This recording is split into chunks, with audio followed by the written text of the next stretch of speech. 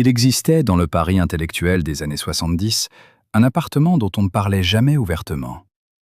Un endroit aux volets perpétuellement clos, au fond d'une ruelle pavée du 5e arrondissement, à 2 pas de la Sorbonne, et pourtant invisible aux yeux du monde entier.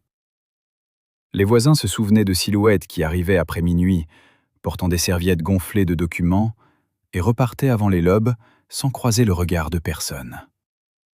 Cet appartement, selon certaines sources confidentielles, aurait appartenu à Gérard Genette, l'homme que les cercles académiques vénéraient comme un génie absolu de la pensée littéraire.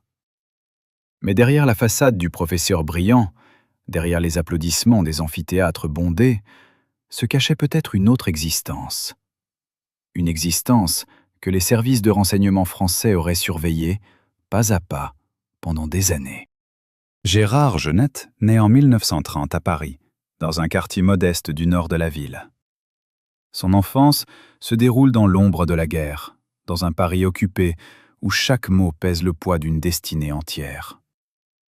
C'est peut-être là que se forge en lui cette faculté extraordinaire à lire entre les lignes, à décrypter ce qui se cache derrière les discours officiels, les récits que l'on ne dit jamais directement, mais que l'on devine dans les silences.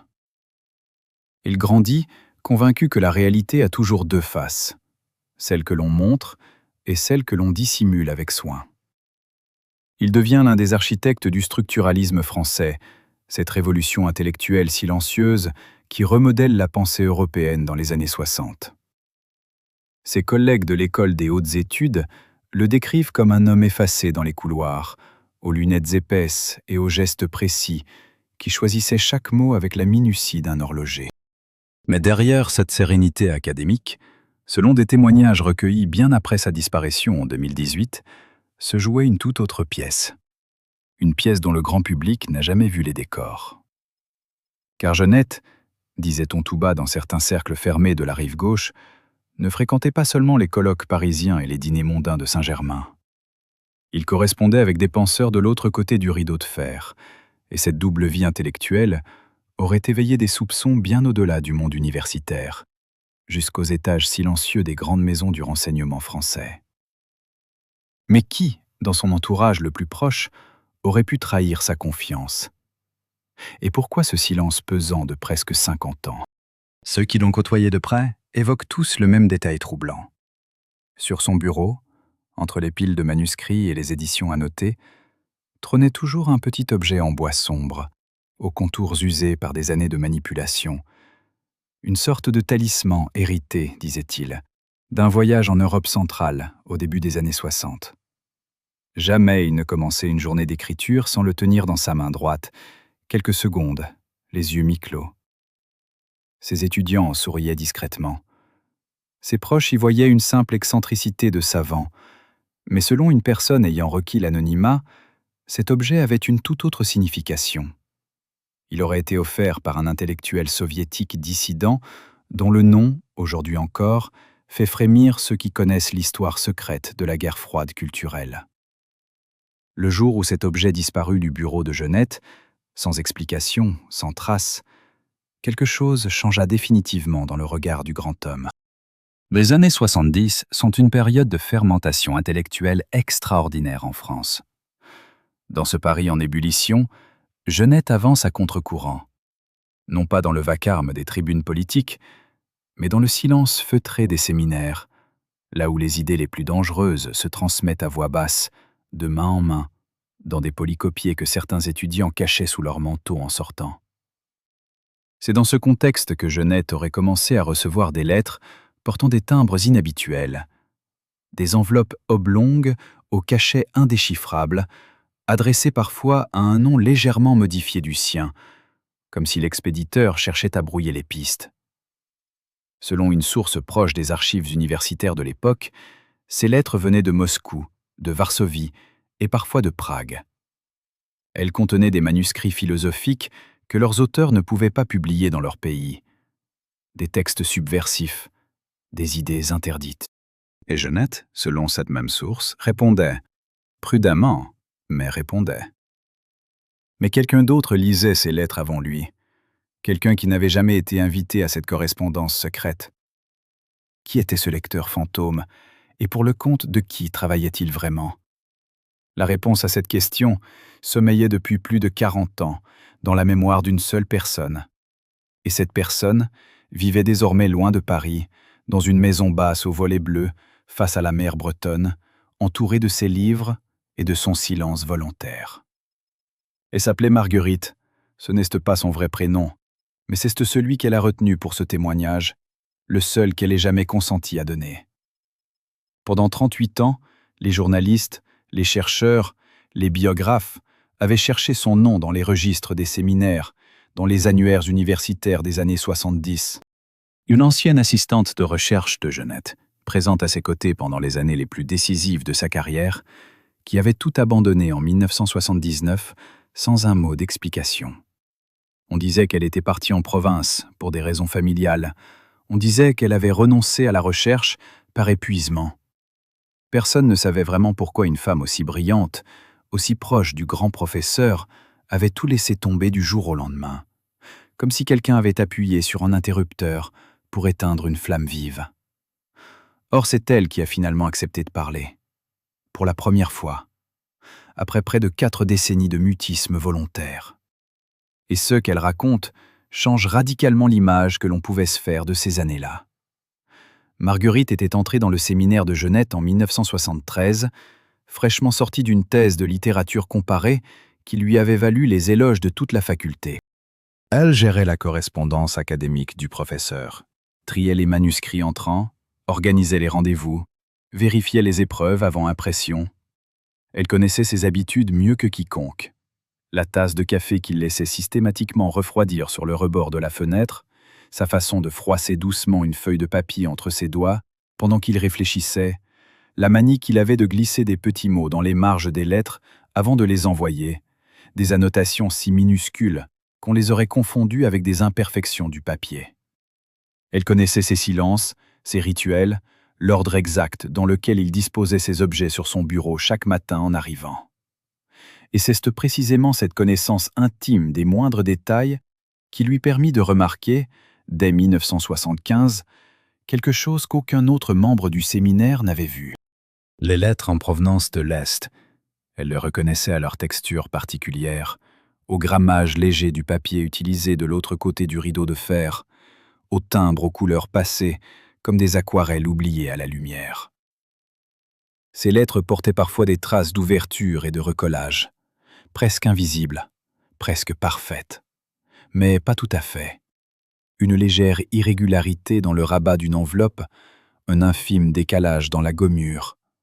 Des détails que seule une femme habituée à manipuler des centaines de courriers chaque semaine pouvait percevoir. Marguerite avait commencé à noter ces anomalies dans un carnet personnel, avec la date et la description précise, sans en parler à personne, pas même au professeur. Marguerite était persuadée que quelqu'un ouvrait le courrier de Genette, quelqu'un le lisait, et quelqu'un le refermait avec un soin redoutable, mais jamais tout à fait imperceptible. Elle avait, et ses notes minutieuses semblaient lui donner raison. L'homme que Marguerite désignait comme celui qui aurait pu alimenter les services depuis l'intérieur du cercle académique ne ressemblait en rien à l'image que l'on se ferait spontanément d'un informateur. Ce n'était pas un personnage à l'allure louche, aux manières hésitantes, au regard fuyant. C'était au contraire l'un des hommes les plus respectés du séminaire. Un collègue plus âgé d'une dizaine d'années, directeur adjoint d'une grande collection littéraire parisienne, qui avait parrainé les débuts de Genette dans le monde éditorial et se présentait invariablement comme son défenseur le plus ardent. Les étudiants l'appelaient le parrain, ce surnom chaleureux, affectueux, sans arrière-pensée apparente, qui prenait rétrospectivement une toute autre résonance. Le parrain assistait à tous les séminaires, sans exception. Il prenait des notes minutieuses. Il restait toujours quelques minutes après les autres, sous prétexte d'aider à ranger les chaises ou de chercher un document égaré. Et pendant ces quelques minutes de relative solitude, ses yeux parcouraient les papiers laissés sur le bureau du professeur avec une rapidité et une précision que Marguerite avait mis des mois à identifier pour ce qu'elles étaient vraiment. Non pas de la curiosité intellectuelle, mais de la collecte méthodique. Elle décrit avec une précision troublante une scène datée du printemps de 1976. Ce matin-là, Jeannette avait reçu un envoi particulièrement volumineux depuis Moscou, un manuscrit entier, emballé dans du papier brun, portant le nom du philosophe soviétique dont les travaux circulaient clandestinement dans les universités de l'Est depuis plusieurs années déjà. Le professeur avait parcouru les premiers feuillets avec une émotion visible, ses mains légèrement tremblantes, ses lèvres articulant silencieusement certains passages, puis avait glissé le tout dans le tiroir du bas de son bureau, qu'il avait fermé à clé. Le soir même, le parrain était resté seul dans le bureau pendant 20 minutes, sous prétexte de chercher un dictionnaire laissé sur les rayonnages. Le lendemain matin, le tiroir était toujours verrouillé. La clé n'avait pas bougé. Mais le manuscrit avait été déplacé, imperceptiblement, d'à peine 2 centimètres, d'une façon que seul quelqu'un connaissant avec exactitude les habitudes du professeur aurait pu corriger après coup sans laisser de traces évidentes. Quelqu'un avait lu ce manuscrit dans la nuit. Et ce quelqu'un avait soigneusement remis chaque feuillet en place, presque. Ce qui arriva ensuite à ce manuscrit est révélateur. Son auteur n'a reçu jamais l'invitation au colloque que Jeannette organisait, alors que le professeur l'avait pourtant formellement proposé. La lettre de recommandation que Jeannette avait rédigée pour soutenir la diffusion de ses travaux en Occident resta, selon Marguerite, sans réponse de la part des éditeurs contactés. Chose remarquablement inhabituelle pour un professeur dont les recommandations étaient d'ordinaire traitées avec une attention prioritaire par tout le milieu éditorial parisien.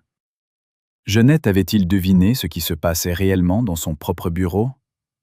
Et si oui, pourquoi avait-il continué à faire confiance au parrain pendant des années encore, à lui réserver sa place habituelle lors des séminaires, à accepter ses invitations à dîner? Il existe dans la biographie de certains hommes une date charnière. Une soirée en apparence ordinaire, une rencontre imprévue, après laquelle le cours d'une existence bascule si silencieusement que les proches mettent des semaines à percevoir ce qui a changé. Pour Gérard Jeannette, cette date aurait été le soir du 18 octobre 1978. Ce soir-là, un homme que personne ne connaissait pénétra dans les couloirs de l'école des hautes études, peu après 19 heures, alors que la majorité du personnel avait déjà quitté les locaux. Il portait un manteau sombre, un attaché-caisse en cuir marron, et il avait présenté à la gardienne de service un document officiel dont celle-ci ne se rappellerait plus, des années plus tard, ni la nature exacte, ni l'organisme émetteur. Seulement l'impression générale qu'il semblait en ordre, et que l'homme qui le tendait avait ce genre de regard qui n'invite pas à poser des questions. Il demanda à voir le professeur Jeannette. La gardienne lui indiqua le couloir du fond. L'homme monta. Ce qui se passa ensuite fut entendu depuis le bureau contigu par une employée de l'administration qui travaillait encore à cette heure tardive. D'abord des voix, basses, mesurées, le ton policé d'une conversation qui garde encore les formes. Puis, une tension croissante dans les intonations. Quelque chose qui ressemblait à une confrontation, sans jamais atteindre le niveau du cri franc. Un bruit sec et dur. Peut-être un objet posé avec force sur une surface de bois, ou un tiroir refermé brusquement. Puis un silence long, difficile à supporter à travers la cloison. Et enfin, des pas rapides dans le couloir, suivis du claquement de la porte de l'escalier. L'employée, inquiète, s'avança jusqu'à la porte entr'ouverte du bureau quelques minutes plus tard. Elle trouva Jeannette debout face à la fenêtre donnant sur la rue, immobile, les 2 mains dans le dos, regardant les lumières du quartier avec une fixité qui n'avait rien à voir avec la contemplation sereine. Elle entra. Il ne se retourna pas. Il dit simplement, d'une voix entièrement dénuée de son timbre habituel, « Fermez la porte en partant, s'il vous plaît. » Qui était cet homme au manteau sombre? Quel document avait-il apporté?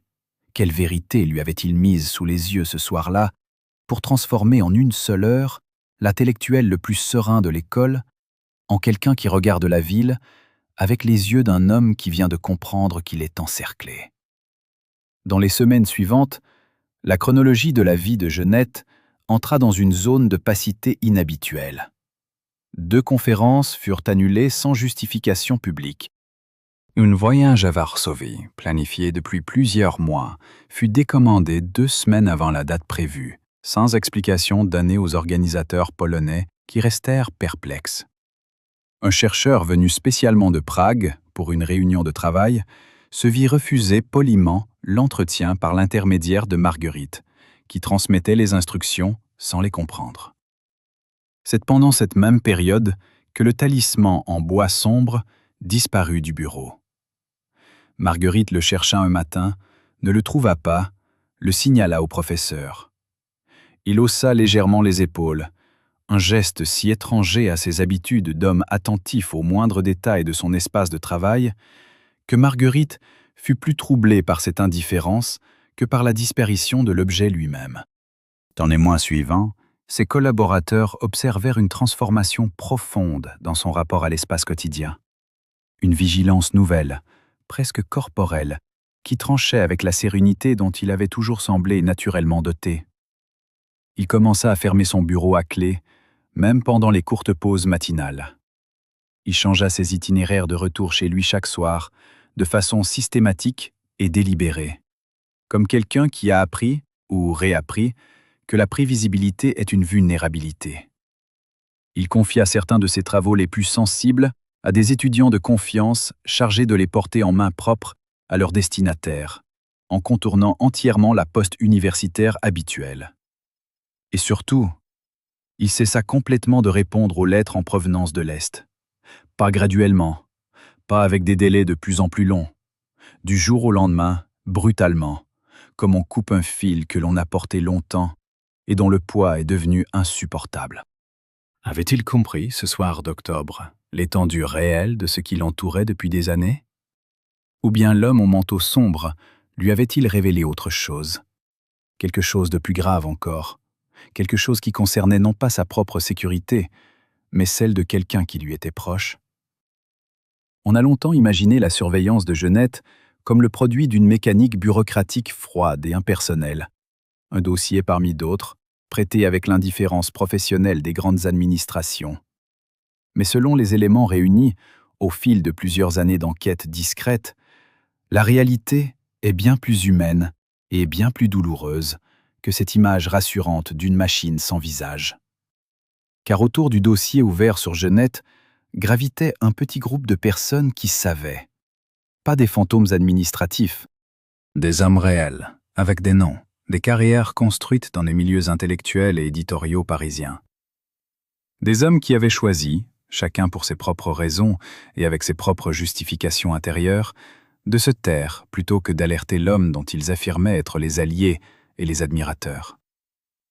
Ils étaient 5, selon une source ayant accepté de parler sous couvert d'un anonymat absolu. 5 personnes qui formaient, avec leur consentement tacite ou leur inertie complice, un cercle de silence serré autour de ce qui se passait réellement dans les coulisses de la vie académique du professeur. Le premier était le parrain, ce directeur de collection dont les rapports, disait-on, auraient pu alimenter un dossier avec une précision que ceux qui les recevaient décrivaient parfois, selon notre source, comme presque remarquable dans sa froideur méthodique. Le second était un fonctionnaire du ministère de l'Éducation nationale, membre d'un cabinet de l'époque, dont la signature apparaissait sur certaines demandes formelles d'informations concernant les activités académiques de Jeannette et ses relations avec l'étranger. Le troisième était l'éditeur principal des ouvrages du professeur, un homme puissant, très respecté dans la profession, capable, semblait-il, de ralentir ou d'accélérer une publication selon les indications qui lui parvenaient, discrètement, par des canaux qu'il préférait ne pas nommer. Le quatrième était un archiviste travaillant dans une grande bibliothèque parisienne, homme de l'ombre par vocation, qui avait accès à des correspondances académiques jamais répertoriées publiquement. Et le cinquième reste à ce jour le plus énigmatique de tous. Notre source refuse catégoriquement de le nommer. Elle dit seulement « Il était plus proche de Jeannette que les 4 autres réunis. » Et il souffrait de cette proximité d'une façon que les 4 autres ne pouvaient pas comprendre, Parce que eux n'aimaient pas vraiment le professeur, ils n'avaient avec lui qu'une relation de convenance ou d'intérêt calculé. Le cinquième, lui, l'aimait, et avait quand même choisi de se taire. 5 hommes, un silence collectif entretenu pendant des décennies, et une mécanique de pression qui fonctionnait non pas pour écraser Jeunette, mais pour le contenir, pour s'assurer que son influence intellectuelle, réelle et croissante, demeurait dans des limites que certains, en haut lieu, jugeaient compatibles avec l'équilibre diplomatique de l'époque. L'outil central de cette pression, si l'on en croit ce que notre source a accepté de révéler, n'était jamais la menace directe. C'était quelque chose de plus subtil et de plus efficace sur la durée. Une forme de sabotage éditorial, patient, calibré. Dossé pour produire de la frustration sans jamais atteindre le seuil qui aurait poussé Jeunette à dénoncer publiquement une injustice. Un article soumis à une revue, refusé sous un prétexte technique, une révision demandée qui rendait la publication impossible dans le délai prévu, une invitation à un coffret international qui arrivait avec quelques semaines de décalage inexplicable, juste assez pour rendre les dispositions pratiques impossibles à organiser. Une traduction bloquée pendant des mois, dans les méandres d'une contrat qui n'aurait dû poser aucun problème. Des petits grains de sable, invisibles séparément, formant ensemble une résistance continue et indétectable. L'éditeur, selon ce que l'on rapporte, recevait des appels téléphoniques. Pas des ordres formulés clairement, jamais des ordres. Des conversations. Le genre de conversation que l'on peut toujours nier avoir eu, où les suggestions prennent la forme de questions bienveillantes et les mises en garde se formulent comme des préoccupations amicales. Notre source tient à préciser que cet homme n'était pas mauvais. Il avait simplement compris, très tôt, que certains arbitrages se font sans que l'on ait à choisir son camp de façon explicite, et qu'entre sa propre carrière et les intérêts d'un professeur de narratologie, si brillant et si attachant soit-il, le calcul ne demandait pas de longues délibérations. C'est en 2007 que cette mécanique produisit peut-être son effet le plus douloureux. Jeunette, alors âgé de 77 ans, mais encore pleinement actif, tenta de faire publier un volume de correspondance privée qu'il avait patiemment constitué au fil des années. Des lettres échangées avec des penseurs de l'Est entre 1965 et 1979. Un document d'une valeur intellectuelle et historique considérable, qui aurait constitué un témoignage précieux sur les échanges culturels clandestins pendant la guerre froide. Le projet fut bloqué. L'éditeur invoqua des complications juridiques complexes, des droits non réglés, des ayants droit introuvables, des autorisations que certains pays anciennement soviétiques étaient désormais les seuls à pouvoir accorder et qui tardaient à venir. Jeunette entreprit les démarches avec la rigueur qui lui était propre, et à chaque obstacle levé, un nouveau surgissait, légèrement différent, tout aussi incontournable. Le volume ne vit jamais le jour de son vivant. Parmi les lettres qu'il aurait contenues, se trouvaient des échanges avec des intellectuels dont les noms n'avaient jamais été officiellement associés au nom de Jeunette dans les biographies publiées. Des noms qui auraient posé des questions. Des noms qui auraient peut-être conduit certains chercheurs à creuser bien plus profondément dans les archives que quiconque ne l'avait fait jusqu'alors. Était-ce un hasard si ce volume précis, parmi tous les projets éditoriaux que Jeunette avait conduits avec une régularité exemplaire tout au long de sa vie, fut le seul à se heurter à une muraille d'obstacles aussi systématiques et aussi infranchissables? Et ce cinquième homme, celui que notre source refuse de nommer, celui qui était plus proche de Jeunette que tous les autres, a-t-il emporté son secret dans sa propre disparition? Ou existe-t-il quelque part une lettre, un document, un témoignage qu'il a laissé derrière lui, en sachant qu'un jour, quelqu'un finirait par le trouver? Marguerite, dans sa maison au volet bleu face à la mer Bretonne, ne répond plus à ces questions depuis 40 ans. Elle a parlé une seule fois. Elle a dit ce qu'elle savait. Et maintenant le silence l'enveloppe à nouveau, comme les vagues enveloppent chaque soir les rochers de la côte. Sans bruit, sans relâche, depuis toujours. Mais ce que personne ne savait, ce que Marguerite elle-même n'avait compris que bien des années plus tard, en reconstituant la chronologie dans la solitude de sa maison bretonne, c'est que le silence du cercle ne fut jamais total. Il connut des failles, des fissures minuscules, presque invisibles, par lesquelles fuyait parfois une information que l'un des 5 avait laissé échapper malgré lui. Car un homme qui porte un secret lourd a besoin, même inconsciemment, de soulager sa conscience, et les moyens qu'il trouve pour le faire sont souvent les plus imprudents. C'est ainsi qu'un soir d'automne, dans un cercle universitaire restreint où l'on croyait parler en confidence, le parrain avait laissé tomber une phrase. Une seule phrase, prononcée avec un détachement étudié, comme une observation anodine. Il avait dit textuellement « Ce que Jeannette ne sait pas, c'est que certaines de ses lettres ont pris un chemin plus long que prévu. » Quand on lui avait demandé ce qu'il voulait dire, il avait souri et changé de sujet avec l'habileté d'un homme rompu au de l'évitement.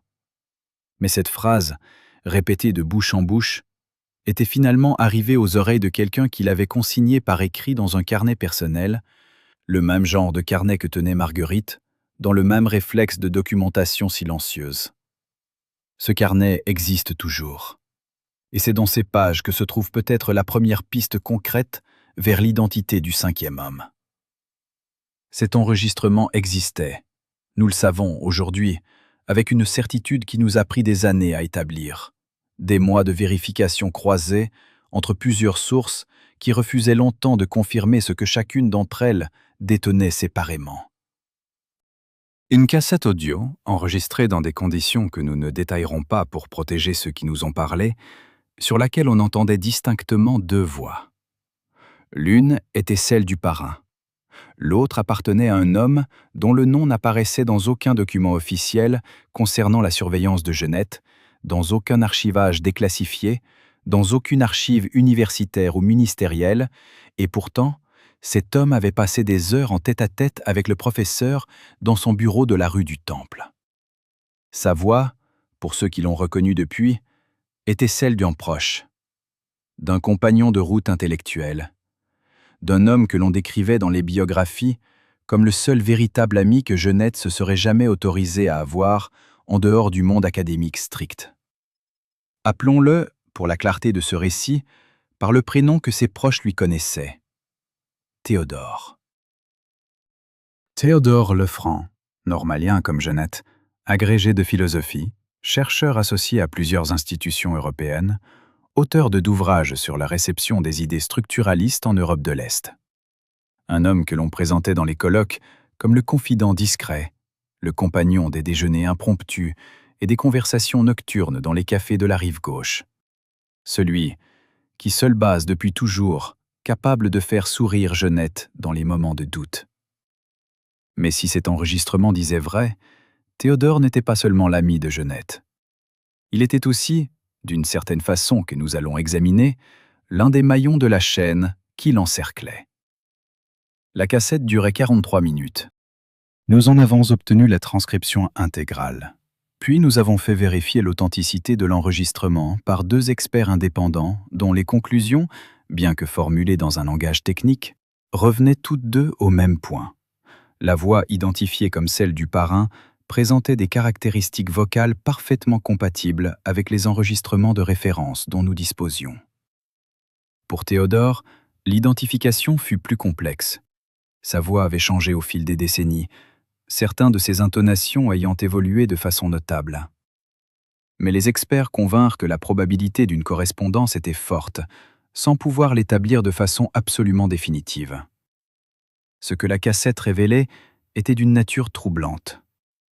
Le parrain y parlait avec une franchise inhabituelle, celle d'un homme qui se croit à l'abri, dans un cercle restreint, parmi des gens qu'il suppose acquis à sa cause.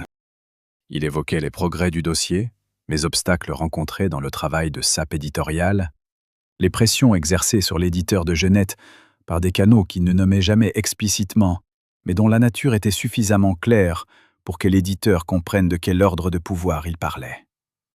Et il mentionnait, à plusieurs reprises, la situation de plus en plus délicate de leur ami commun. Leur ami commun, répétait-il, avec une insistance qui sonnait faux quand on connaissait la façon dont cet ami était trahi depuis des années. Puis, à la 30e minute environ, La conversation prit un tournant que les experts qui ont analysé l'enregistrement considèrent comme le passage clé de toute la cassette. Le parrain dit « Tu dois comprendre que ce n'est pas contre lui que nous travaillons. Nous travaillons pour la stabilité. Et la stabilité exige parfois que l'on protège les gens d'eux-mêmes. » À quoi Théodore répondit, et sa voix portait ce soir-là une tonalité que les personnes qui l'ont connu n'auraient jamais attendue de lui. « Tu appelles ça le protéger ? Tu appelles protéger quelqu'un, de le priver de tout ce qui donne un sens à son travail ? Je commence à croire que nous ne le protégeons pas. Nous le détruisons. » Un article refusé à la fois. Le silence qui suivit dura près de 20 secondes sur l'enregistrement. Un silence que les experts ont analysé comme celui de deux hommes qui mesurent soudain le poids de ce qu'ils viennent de dire. Puis le parrain reprit, sur un ton redevenu contrôlé. « Tu sais aussi bien que moi que nous n'avons pas le choix. Et toi moins que quiconque, Théodore, tu ne peux pas te permettre de parler. Parce que si les choses tournent mal, ce n'est pas moi qu'ils regarderont en premier. Ce sera toi. » Pourquoi ? Que savait le parrain qui rendait Théodore si vulnérable ? Pourquoi même celui qui aimait le plus Jeannette se trouvait-il aussi le plus compromis dans ce cercle de silence ? Et surtout, cette cassette, qui elle avait enregistrée et dans quel dessein ? La réponse à cette dernière question nous arriva par un chemin détourné, une lettre anonyme envoyée à l'adresse d'un chercheur qui travaillait depuis longtemps sur les archives de l'intelligentsia européenne de l'Est. La lettre ne contenait qu'une phrase, rédigée d'une écriture que les experts ont depuis tenté en vain d'identifier. Celui qui a enregistré savait que les archives brûlent. Le chercheur comprit immédiatement. Quelque part, dans les mois ou les années qui suivirent cette conversation de la 30e minute, quelqu'un avait jugé nécessaire de conserver une trace de ce qui se disait dans les cercles fermés du renseignement français. Quelqu'un qui avait accès aux conversations du parrain. Quelqu'un qui craignait, avec raison semblait-il, que la vérité ne disparaisse avec ses auteurs. Cette cassette était donc une assurance, un témoignage mis à l'abri pour le jour où les témoins directs viendraient à manquer, ou viendraient à parler. Car les archives brûlent, c'est vrai. Les témoins disparaissent, les carnets se perdent. Les souvenirs se fassent avec une régularité statistique que les historiens connaissent bien. Mais parfois, quelqu'un disfieure. Et cet enregistrement existait toujours, comme une capsule temporelle, lanzada hacia un futuro, où quelqu'un aurait enfin la volonté de la recoger. Qu'est-ce que cet homme, ce témoin anonyme que nous ne connaîtrons peut-être jamais, avait-il compris de la mécanique dans laquelle Jeannette se trouvait pris ? Avait-il agi par loyauté envers le professeur ou par un autre motif que nous ne pouvons pas encore identifier ? Avait-il laissé d'autres traces, d'autres témoignages, d'autres preuves de ce que les 5 hommes avaient orchestré dans la Lombre ? La voix de Marguerite, quand elle accepta enfin de parler à nouveau, après sa première disclosure, portait une tonalité différente. Celle d'une femme qui avait réfléchi, longuement, dans sa maison bretonne, à ce qu'elle devait au passé et à la vérité. Et ce qu'elle dit ce jour-là, par téléphone, à un enquêteur qui avait passé des mois à gagner sa confiance progressive, changea une nouvelle fois la perspective sur cette histoire. Elle dit « Je sais qui était Théodore pour Jeannette. Et je sais pourquoi il n'a jamais pu choisir entre son amitié et sa survie. » Marguerite parlait avec la précision méthodique d'une ancienne assistante de recherche, celle qui avait passé des années à trier les moindres fragments d'une correspondance complexe. Elle dit que Théodore et Jeannette s'étaient rencontrés à l'école normale supérieure, dans les années 50, lors d'une séminario sur les formes narratives qui avait réuni des étudiants venus de toute la France. Ils avaient immédiatement reconnu l'un en l'autre quelque chose que les autres n'avaient pas. Cette capacité rare à penser ensemble, à se compléter intellectuellement d'une façon qui dépassait la simple amitié ou la collaboration académique. Mais en 1962, Théodore avait traversé une crise personnelle dont peu de gens connaissaient l'existence. Une dépression grave, raconte Marguerite, qui l'avait poussé à accepter une offre d'aide d'un ancien camarade de promotion dont le père travaillait dans un ministère que les initiés savaient proche des cercles du renseignement. Cette aide était venue avec des conditions. Des conditions que Théodore n'avait jamais révélées à Jeannette, par honte sans doute, mais aussi par crainte de ce que la révélation aurait provoqué chez l'homme qui l'aimait. Et c'est ainsi que l'ami le plus proche était devenu, sans l'avoir jamais voulu consciemment, l'un des yeux du système qui surveillait son propre ami. Cette trahison par amour était peut-être la plus cruelle de toutes, parce qu'elle ne cherchait pas le pouvoir, ni l'argent, ni la gloire. Elle ne naissait que de la peur de celui qui, ayant déjà failli une fois, sait qu'il ne se relèvera pas une seconde fois si le sol se dérobe à nouveau sous ses pieds.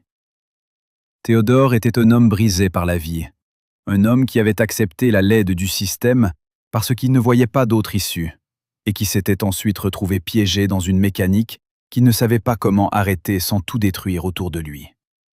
Son silence n'était pas celui du parrain, calculateur et froid.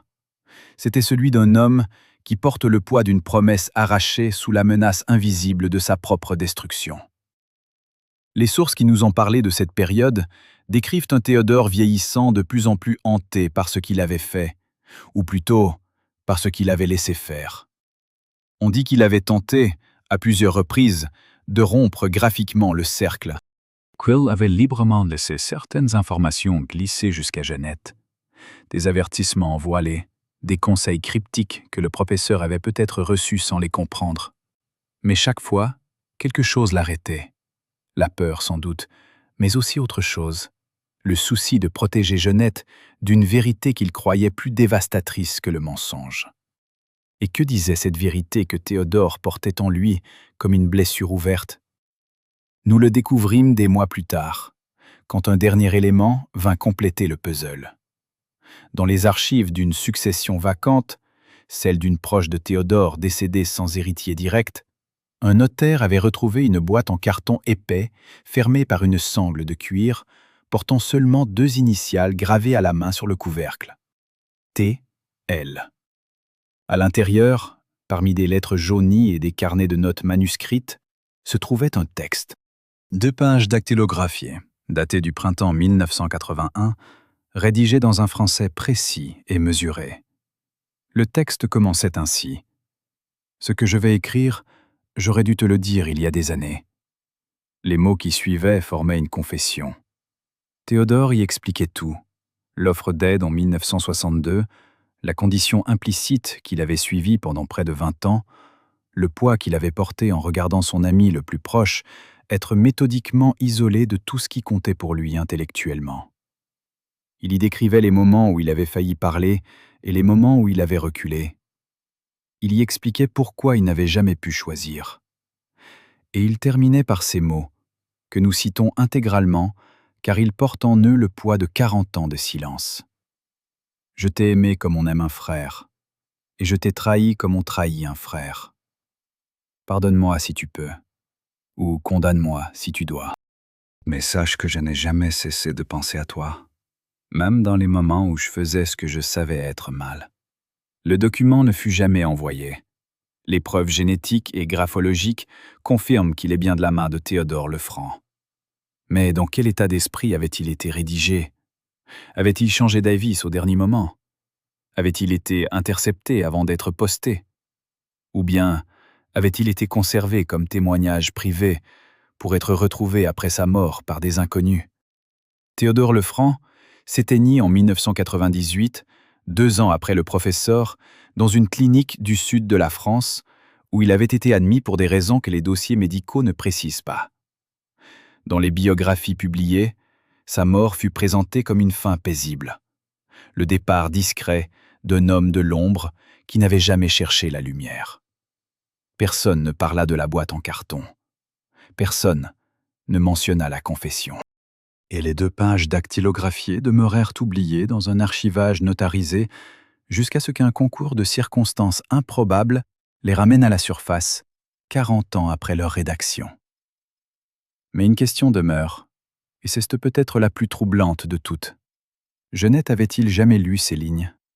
Les avait-il eues entre les mains, ne serait-ce qu'une fois, avant que le hasard ou la main de quelqu'un d'autre ne les fasse disparaître dans le fuxeau éternel des archives? Ou bien était-il mort, sans savoir que son ami le plus proche avait tenté, une seule fois, mais sincèrement, de lui dire la vérité. Pięć человек napisali. Marguerite, whose 40 years of silence in Brittany finally broke to reveal what she had always known. The Parrain, who became an informant with cold precision. The anonymous fifth, whose guilt transformed him into a chronicler of his own betrayal. The unknown recorder, who foresaw the fire and preserved the cassette for futures. And Theodore, the beloved friend who loved and betrayed simultaneously, who died clutching his written confession like a wound he could never heal. The truth about Jeanette's surveillance by French intelligence is not a simple story of villains and victims, but a complex web of compromise, fear, and impossible loyalties. La cassette audio que nous avions trouvée représentait déjà une révélation considérable. Mais les archives, comme nous l'avons appris au fil de cette enquête, possèdent cette capacité singulière à garder leurs secrets jusqu'au moment où l'on s'y attend le moins. Et c'est précisément dans les profondeurs d'un dépôt notarial parisien, parmi des liasses de documents successoraux soigneusement classés et oubliés pendant des décennies, qu'une découverte supplémentaire vint compliquer encore le tableau que nous avions commencé à dresser de cette affaire. Un petit groupe de feuillets, rangés dans une enveloppe Kraft renforcée, portait une étiquette manuscrite datée de l'année 2005 et libellée simplement ainsi « Archives Jeanette », à détruire en cas de décès. L'écriture était celle d'un homme cultivé, appliquée avec une rigueur qui trahissait l'habitude de la composition soignée. L'homme en question était Jean-Marc Delvaux, le directeur de collection que nous avions identifié plus tôt sous le nom du Parrain. Son nom complet, désormais, figurait sur des documents officiels que plus rien ne permettait de dissimuler. Delvaux avait pris sa retraite de l'édition en 2012, après une carrière brillante, marquée par la direction de plusieurs collections prestigieuses dans les maisons d'édition les plus respectées de Paris. Les hommages nécrologiques parus à cette occasion louaient son intégrité, sa culture exceptionnelle, son sens du dialogue entre les auteurs et les lecteurs. Aucun de ces articles ne mentionnait quoi que ce soit concernant Jeanette, ni aucune des conversations enregistrées que nous avions écoutées avec tant de stupéfaction. Delvaux s'était éteint dans sa propriété du Lot, en l'an 2019, à l'âge de 86 ans, entouré de sa famille, qui ne semblait soupçonner absolument rien de ce que leur père et grand-père avaient fait dans les coulisses du monde littéraire parisien pendant près de 30 ans. Mais ces feuillets, retrouvés après sa mort, racontaient une histoire bien différente de celle d'un homme discret ayant simplement effectué son travail avec professionnalisme.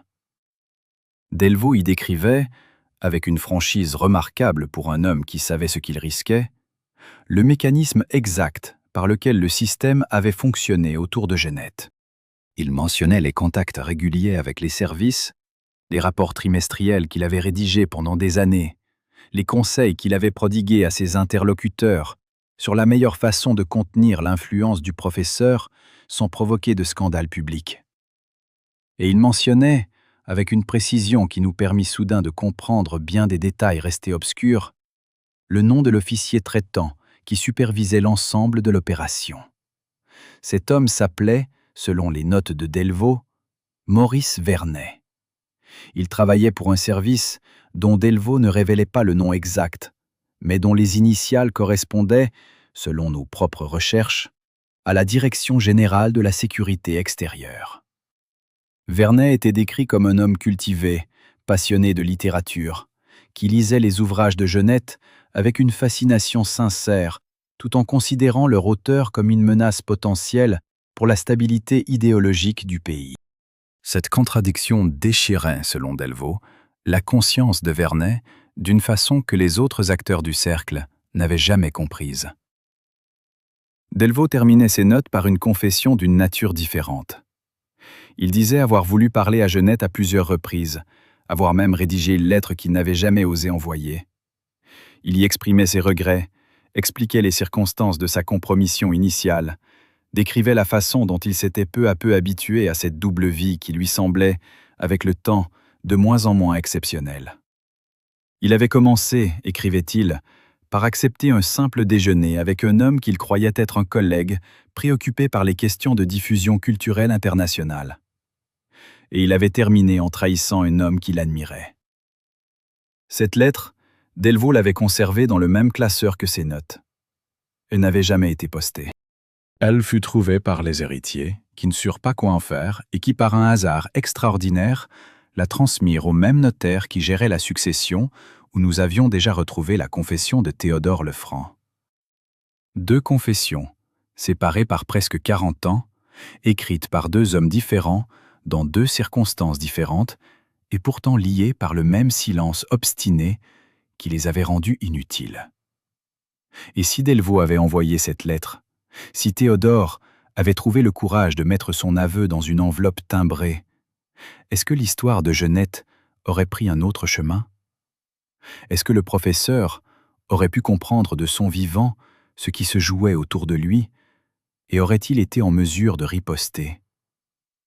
Ou bien ses aveux tardifs n'auraient-ils fait qu'ajouter une couche supplémentaire de douleur à une existence déjà marquée par l'isolement?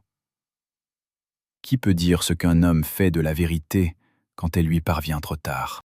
Mais Delvaux, dans ses notes, mentionnait un dernier élément qui retenait notre attention plus que tout le reste. Il parlait d'un projet, élaboré dans les derniers mois de son activité professionnelle, qui concernait non pas Jeannette directement, mais son environnement le plus proche. Vernet, écrivait Delvaux, avait conçu un plan pour s'assurer que même après la mort du professeur, certaines correspondances ne verraient jamais le jour. Ce plan impliquait, selon la description de Delvaux, une infiltration systématique des cercles académiques qui auraient pu être amenés à gérer l'héritage intellectuel de Jeannette après sa disparition. Delvaux ne précisait pas si ce plan avait été réalisé. Il mentionnait seulement que Vernet lui avait assuré que tout était sous contrôle, que les personnes idoines seraient contactées au moment opportun, que rien ne serait laissé au hasard. Cette promesse, nous l'allûmes avec un frisson particulier, car nous savions désormais que Jeannette s'était éteint en l'an 2018, à l'âge de 88 ans, dans une maison de retraite médicalisée de la région parisienne, où il avait été admis 6 mois plus tôt pour des raisons de santé que les certificats médicaux officiels décrivaient comme liées à une altération cognitive progressive.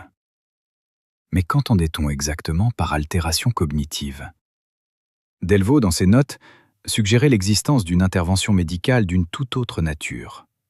Il mentionnait, sans jamais être tout à fait explicite, des traitements administrés pour des raisons qui n'avaient rien à voir avec ce que les médecins indiquaient dans leurs rapports officiels. Des traitements qui auraient pu affecter la mémoire, la concentration, la capacité de travail d'un homme qui avait bâti toute sa vie sur l'exercice suprême de ses fonctions intellectuelles.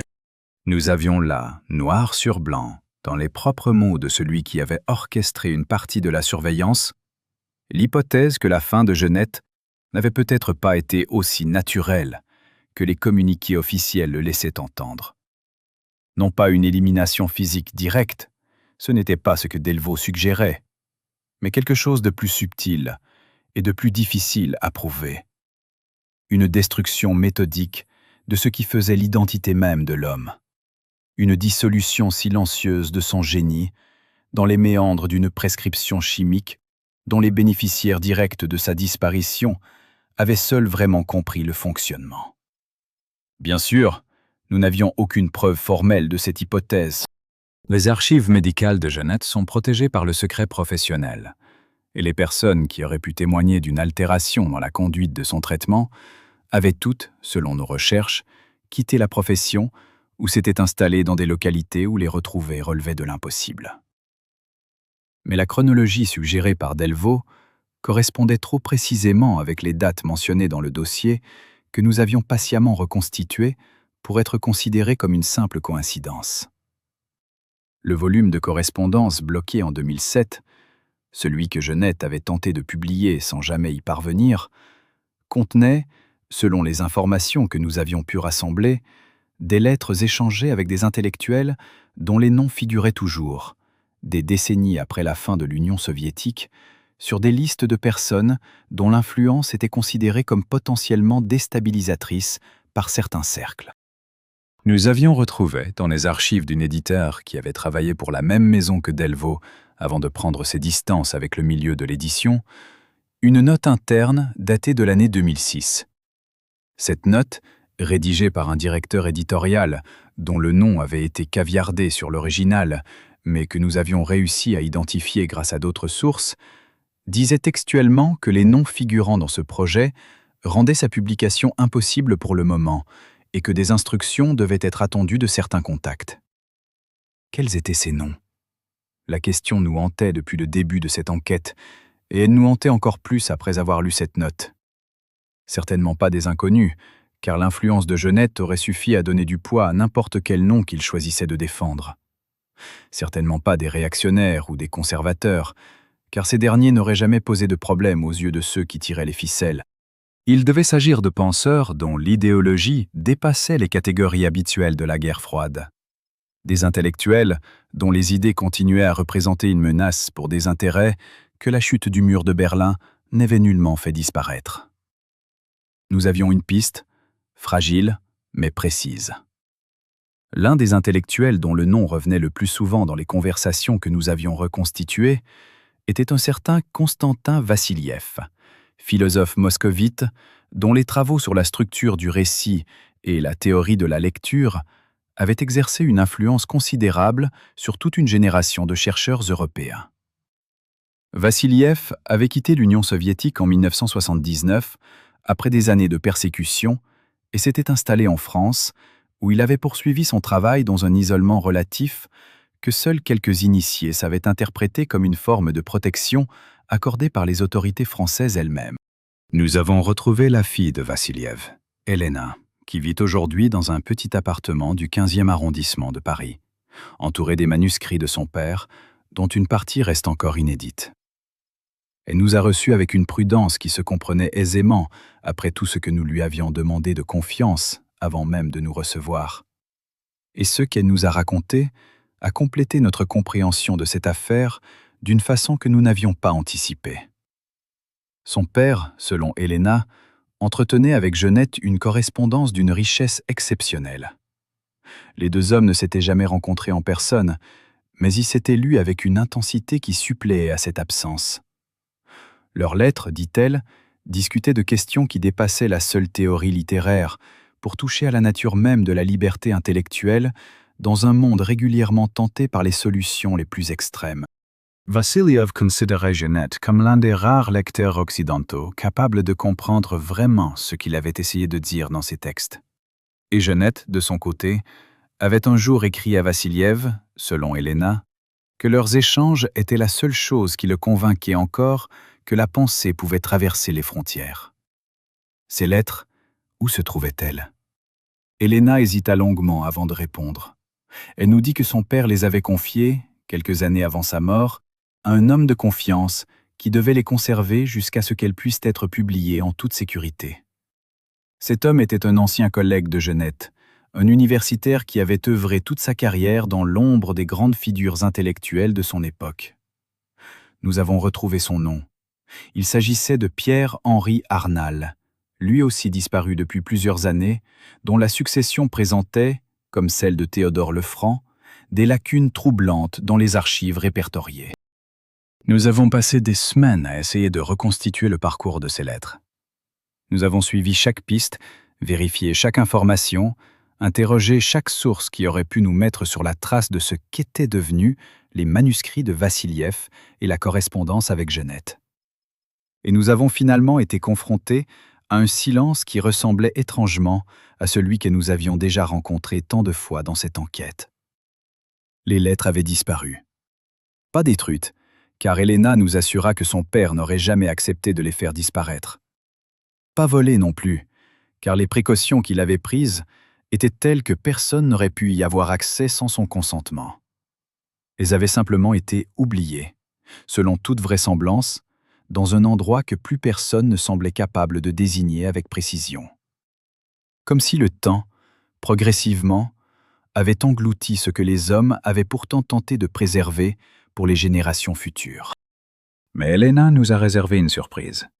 Avant de nous quitter, elle nous a confié un petit coffret en bois que son père lui avait laissé, avec instruction précise de ne jamais l'ouvrir et de le transmettre intégralement à quiconque viendrait un jour poser des questions sur la correspondance avec Genette. Elle ne savait pas ce qu'il contenait. Elle n'avait jamais voulu savoir.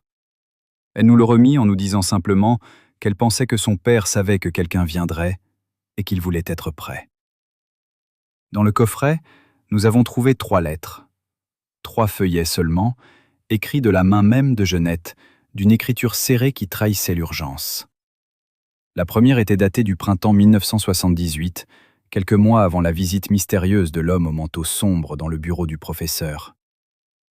Jeannette y écrivait à Vassiliev qu'il avait commencé à soupçonner que quelque chose n'allait pas dans son entourage le plus proche.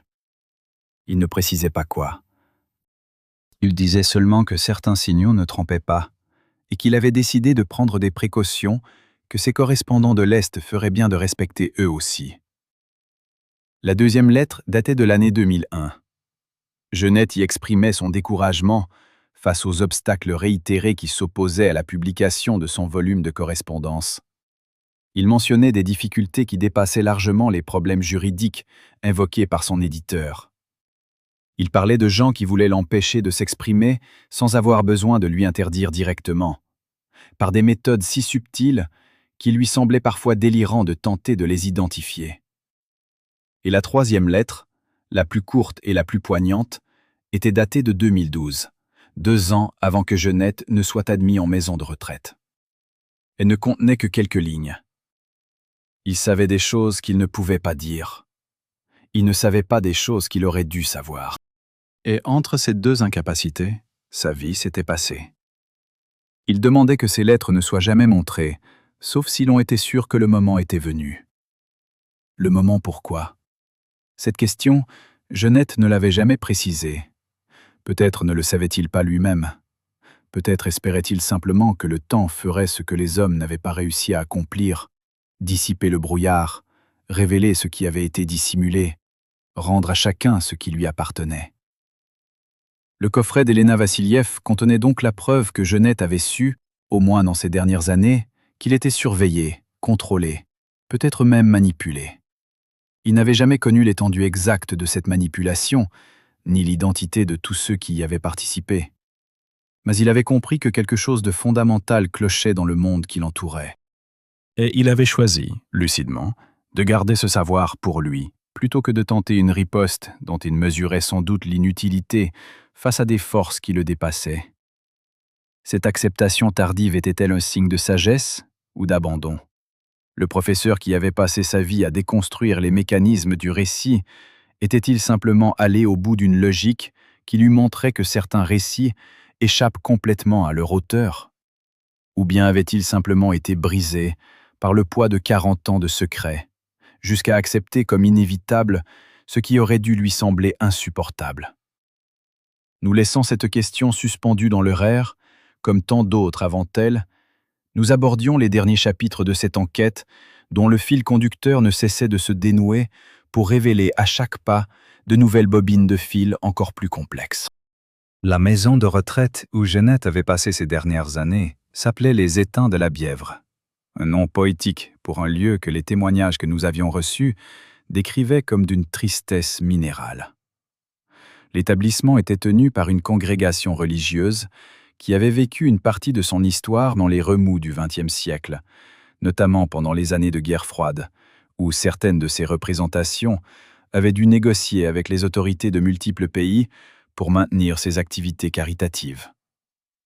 Une ancienne infirmière qui y avait travaillé pendant les dernières années de la vie de Jeannette nous avait contactés après avoir lu un article que nous avions publié sur cette affaire. Elle souhaitait garder l'anonymat, mais elle acceptait de parler si nous lui garantissions que son nom n'apparaîtrait nulle part. Ce qu'elle nous a raconté était d'une nature qui nous a longtemps fait hésiter à l'inclure dans ce récit. Non par crainte de porter atteinte à la réputation de quiconque, mais parce que les faits qu'elle décrivait étaient si troublants qu'ils nous semblaient d'abord relever du domaine de la rumeur. Ce n'est qu'après plusieurs mois de vérification et de recoupement que nous avons fini par admettre qu'il méritait d'être consigné ici. Jeannette, selon cette infirmière, présentait depuis son arrivée dans l'établissement des symptômes qui n'étaient pas habituels chez un homme de son âge et de son état de santé antérieur. Des trous de mémoire qui survenaient brutalement au milieu d'une phrase, des moments où il semblait ne plus savoir où il se trouvait, des épisodes de confusion qui revenaient de plus en plus fréquemment à mesure que les mois passaient. La direction de l'établissement avait expliqué ces symptômes par l'évolution naturelle de la maladie d'Alzheimer, diagnostic qui avait été posé lors de la émission et qui servait dès lors à tout justifier. Mais l'infirmière notait un détail que les bilans médicaux officiels ne mentionnaient pas. Les épisodes de confusion survenaient toujours à des moments précisément antérieurs à certaines visites. Des visiteurs que le personnel soignant ne voyait jamais directement, mais dont la présence était attestée par les horaires d'entrée et de sortie dans le registre de l'accueil. Ces visiteurs venaient régulièrement, une fois par mois environ. Ils restaient peu de temps, et dans les heures qui suivaient leur départ, l'état de Jeannette se dégradait systématiquement d'une façon que l'infirmière décrivait comme bien trop rapide pour être naturelle. Nous avons essayé de savoir qui étaient ces visiteurs. Le registre de l'accueil, avons-nous découvert, avait été détruit quelques mois après le décès de Jeannette dans le cadre d'une procédure habituelle d'archivage. Les caméras de surveillance de l'entrée n'avaient pas fonctionné depuis plusieurs années. Et la direction de l'établissement, que nous avons contactée pour obtenir des informations complémentaires, nous a fait savoir, par l'intermédiaire de son avocat, que toute demande concernant les résidents décédés était régie par des règlements que nous ne saurions prétendre violer. Reste que cette description des derniers mois de Jeannette suggérait une hypothèse que nous n'avions jamais envisagée. Non seulement le professeur aurait été surveillé et manipulé tout au long de sa carrière active, mais les efforts pour contenir son influence auraient continué, avec des méthodes différentes, mais tout aussi efficaces, jusqu'au dernier jour de son existence. La surveillance n'aurait pas été une phase de sa vie, mais son unité même. Une cage invisible qui l'aurait enfermé depuis l'âge de 45 ans jusqu'à son dernier souffle. Et dans cette cage, comme dans celle de tout prisonnier qui a passé trop longtemps entre les mêmes barreaux, quelque chose s'était progressivement éteint. Non pas l'intelligence, car les témoignages s'accordent à dire que Jeannette a conservé jusqu'à la fin ses facultés de raisonnement dans leurs moments de lucidité. Mais autre chose, la volonté peut-être, ou la capacité de croire que ce qu'il pensait pouvait encore avoir un impact sur le monde autour de lui. Car comment continuer à agir quand on sait que chaque geste sera contrôlé, chaque parole sera rapportée, chaque initiative sera neutralisée? Comment maintenir le cap quand on navigue dans un brouillard que d'autres ont intérêt à maintenir?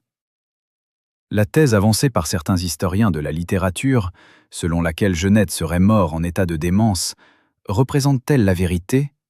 Ou n'est-elle que la version commode que ceux qui l'ont surveillée toute sa vie ont eu intérêt à propager? Nous ne sommes pas en mesure de trancher. Nous savons seulement que les documents que nous avons consultés, les témoignages que nous avons recueillis, les pièces que nous avons reconstituées, pointent toutes dans une direction qui rend cette thèse au minimum sujette à caution. Ce que nous savons aussi, c'est ce que Marguerite Breton, dans sa maison bretonne, a suivi avec une attention qu'elle ne laisse plus transparaître le déroulement de notre enquête. Elle ne nous a plus contactés depuis notre dernier entretien téléphonique. Elle ne répond plus aux lettres que nous lui avons adressées. Mais une source proche de l'E nous a confié récemment qu'elle aurait dit, lors d'une conversation privée dont nous ne connaîtrons jamais le contenu exact, qu'elle savait, qu'elle avait toujours su, et qu'elle se demandait encore si elle aurait dû parler plus tôt. Cette phrase, si elle est authentique, contient en elle tout le poids de 40 ans de silence. Elle montre une femme qui a vécu avec la connaissance de ce qui se passait autour de Jeannette, qui a documenté chaque anomalie dans ses carnets, qui a tout mémorisé, avec la précision méthodique qui l'avait rendue précieuse pour le professeur, mais qui n'a jamais trouvé, en 40 ans, le moment opportun pour briser le silence. Était-ce par peur? Par loyauté envers un homme dont elle ne voulait pas aggraver la situation? Par calcul, attendant que les acteurs du drame ne soient plus en mesure de nuire? Ou par une raison plus profonde, plus difficile à exprimer, qui toucherait à la nature même de la responsabilité morale face à l'injustice? Delvaux, dans ses notes, avait abordé cette question avec une lucidité qui nous avait surpris. Il y décrivait le processus par lequel, on s'habitue à une situation injustifiable. On commence par trouver des excuses à ce qu'on fait. On continue en se persuadant que d'autres feraient pire à votre place. On finit par oublier qu'on n'a jamais trouvé quoi que ce soit à redire, et on présente sa complicité passive comme un choix positif. Le système, écrivait Delvaux, ne tyrannise pas seulement ses victimes. Il corrompt aussi ceux qui sont censés le servir. Et cette corruption est bien plus difficile à réparer, car elle détruit d'abord la capacité même de voir qu'on a été corrompu. Théodore Lefranc, dans sa confession jamais envoyée, avait abordé la même question sous un autre angle. Il ne parlait pas de corruption, mais d'impossibilité. Il disait qu'il n'avait jamais pu choisir entre son amitié et sa survie, comme si les deux étaient incompatibles dans le monde où il vivait. Mais Delvaux suggérait que cette incompatibilité n'était peut-être pas aussi absolue que Théodore voulait le croire. Elle était plutôt le produit d'un système qui présente toujours ses dictates comme des nécessités absolues et qui transforme chaque choix en dilemme cornélien.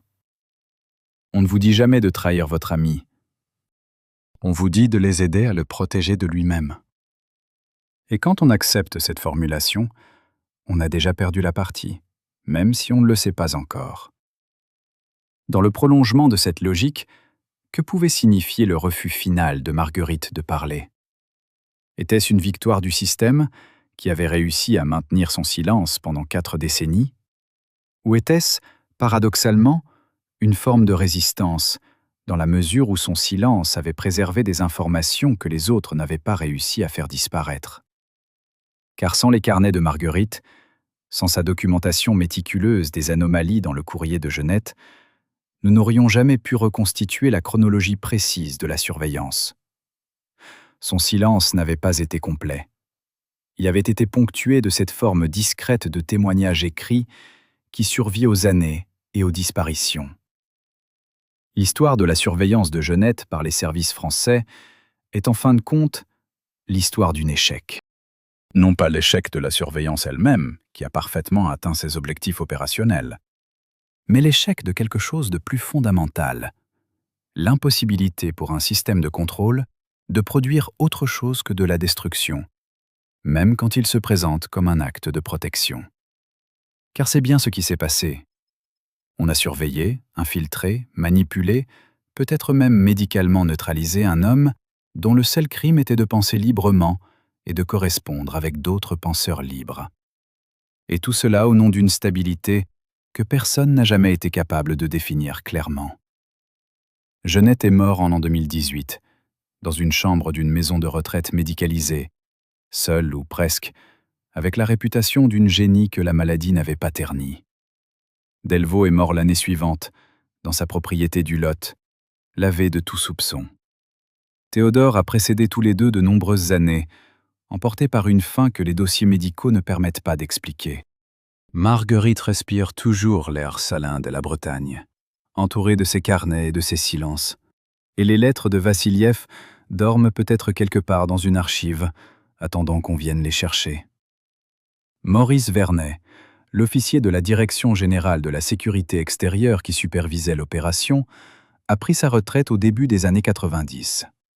Il vit entouré de recherches généalogiques, selon certains bruits qui circulent dans les cercles d'anciens du renseignement. Il aurait même publié, sous un pseudonyme que nous n'avons pas réussi à identifier, un article sur les méthodes de surveillance culturelle pendant la guerre froide. L'ironie de cette activité rétrospective n'échappera à personne. Mais qui peut dire ce qui passe vraiment dans la tête d'un homme qui a passé des décennies à détruire la liberté intellectuelle d'autrui avant de consacrer sa retraite à la conservation de la mémoire des autres? Les archives officielles concernant l'opération de surveillance baptisée, si elle n'a jamais eu un nom officiel, restent classées. Nous avons formulé des demandes officielles auprès des services compétents. Ces demandes ont été traitées avec la courtoisie administrative impeccable que l'on peut attendre d'un système bien huilé. Nous avons reçu des accusés de réception. Nous avons reçu des confirmations de transmission aux services concernés. Et nous avons attendu. L'attente continue. Quel a été le prix réel de cette surveillance? Cette question nous accompagnait depuis le début de cette enquête, et elle nous accompagnera longtemps encore après sa publication. Le prix pour Genette, certainement. Ces années de créativité sacrifiées, ces projets bloqués, cette correspondance détournée, cette liberté de pensée dégradée. Mais aussi le prix pour ceux qui ont surveillé. Delvaux, qui a passé une partie de sa vie dans le mensonge, Théodore, qui s'est débattu dans les lacets d'une loyauté impossible, Vernet, qui a peut-être passé toute sa vie à considérer la liberté intellectuelle comme une menace, alors qu'elle n'était que l'expression la plus pure de ce que l'être humain pouvait accomplir.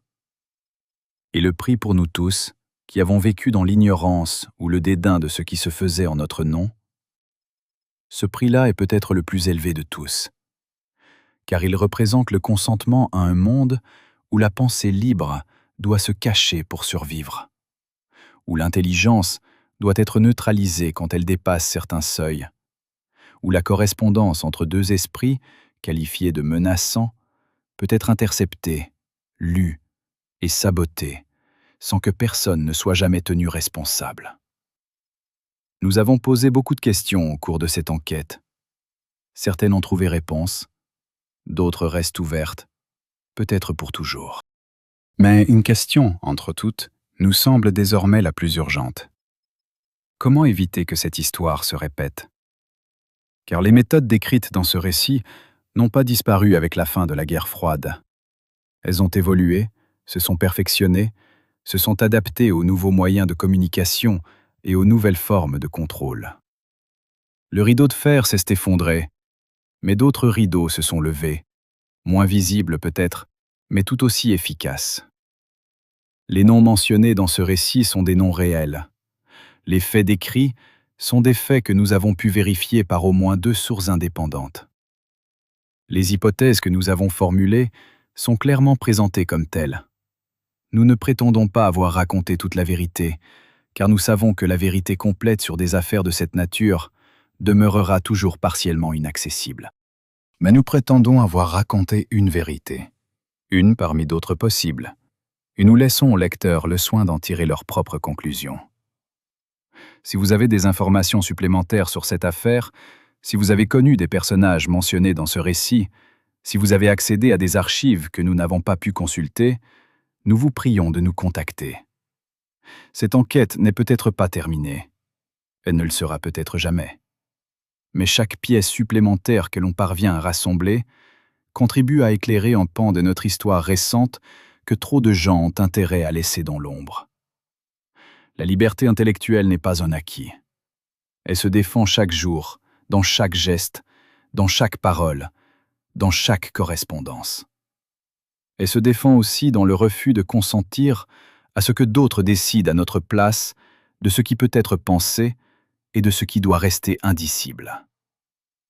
L'histoire de Genette nous montre où conduit le chemin inverse.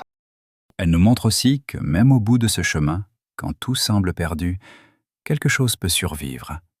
Un témoignage, un carnet, une cassette, une boîte en carton. Et la capacité humaine, indestructible semble-t-il, de chercher la vérité, même quand tous les obstacles sont dressés contre elle. C'est peut-être le seul optimisme que cette histoire nous permette, mais il est peut-être aussi le seul qui vaille vraiment. Amis spectateurs, vous qui nous avez suivis jusqu'ici dans les détours de cette enquête sur la vie brisée d'un grand esprit, nous vous posons une dernière question. Si vous aviez été à la place de Marguerite, de Théodore, de Delvaux, qu'auriez-vous fait? Auriez-vous parlé ou auriez-vous gardé le silence? Et surtout, qu'est-ce que votre réponse vous révèle sur le monde dans lequel nous acceptons de vivre? Partagez vos réflexions dans les commentaires. Dites-nous si, dans votre ville, dans votre milieu, il reste des traces de cette époque où la pensée libre était une menace. Et n'oubliez pas de vous abonner pour ne manquer aucune de nos enquêtes. Cette histoire n'est pas terminée. Elle ne le sera peut-être jamais. Mais grâce à vous, elle continue à émerger, lentement, des ombres où on avait essayé de la maintenir. Et c'est peut-être, en fin de compte, le plus bel hommage que l'on puisse rendre à un homme qui a passé sa vie à déconstruire les mécanismes du récit. Continuer à raconter son histoire, même quand tous ceux qui avaient intérêt à la faire taire avaient tout fait pour l'enterrer. Merci d'avoir suivi cette enquête. À bientôt pour une prochaine investigation.